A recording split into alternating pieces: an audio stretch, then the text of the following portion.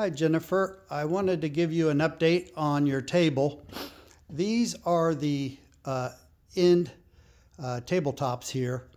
There are actually two ends, but we had to rip them in half because there was some warpage, and for us to get the warpage out, we had to cut them in half, and then we'll plane them and then glue them back together, and they'll look real nice. We're in the process of taking off the old veneer.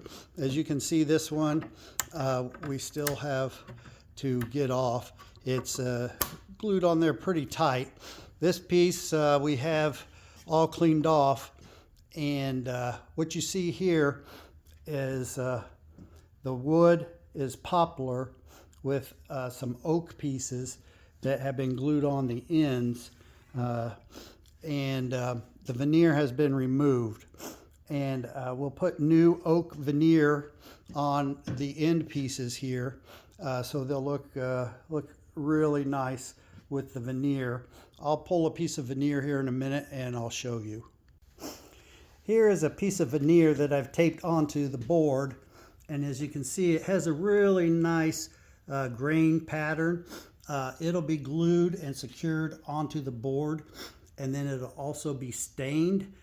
We can do it a honey oak, which is a lighter stain, or we can go back to the original dark oak if you'll just let me know what you would like, or I can even do some stain samples and show them to you. But the two end pieces, once the two pieces, the four pieces are glued together to make two pieces of the ends, each end will have the veneer. So then moving to the center leaf pieces, I've talked to several people who agree that these pieces were probably added and didn't come with the original table, but I'm not sure. It doesn't really matter. The reason we think that is because these are a solid oak that do not have any veneer. Now the issue with these boards is, I don't know if you can see the curvature of those boards, but they're warped quite a bit. So what we were having to do is we need to, there are 1, 2, 3, 4, 5 of these center pieces, I believe.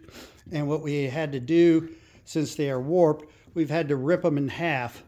And then what we do is run them through the planer about 30 or 40 times.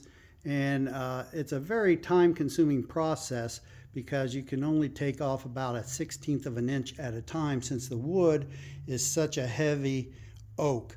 So this one is ready to be glued up, but as you can see, we've got 1, 2, 3, 4 more to do. So again, we can do a lighter stain on this. I would probably say we go with a medium grade stain, not too light, not as dark, but I'll leave that up to you. Just let me know. And these will not be veneered. These were not originally veneered, and we'll just stain them and put a polyurethane clear coat on them. Next, we go to the mechanical part of the table. And since this came in as what I refer to as a basket case, it's taken a little bit of time just figuring out how all of this goes together.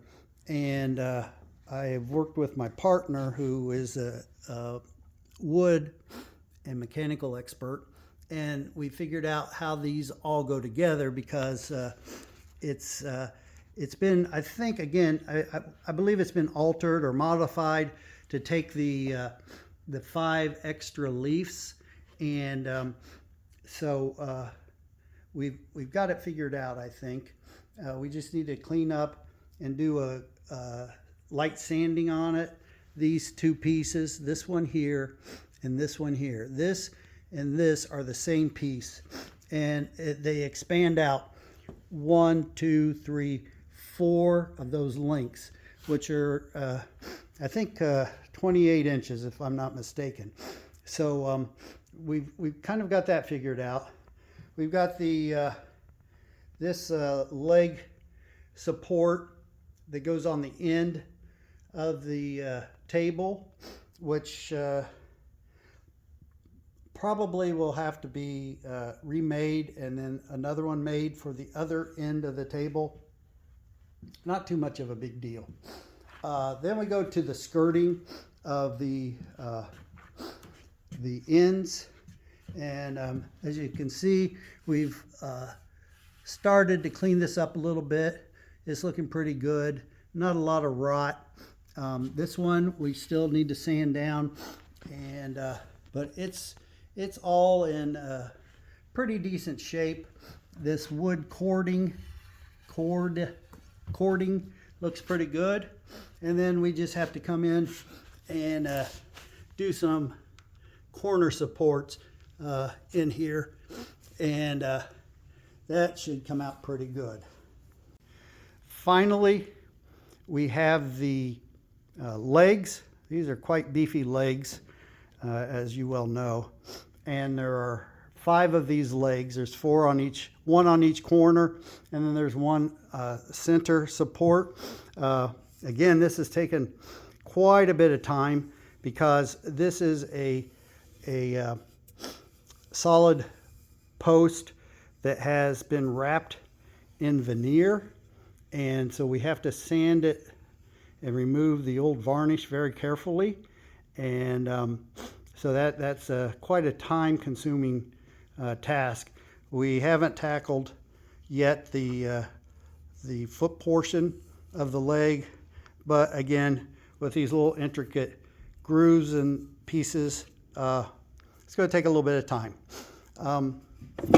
The veneer on 4 of the posts isn't too bad.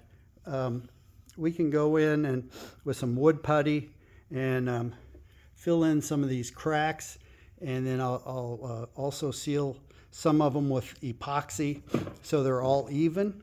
So this one has had the first 2 layers of varnish removed.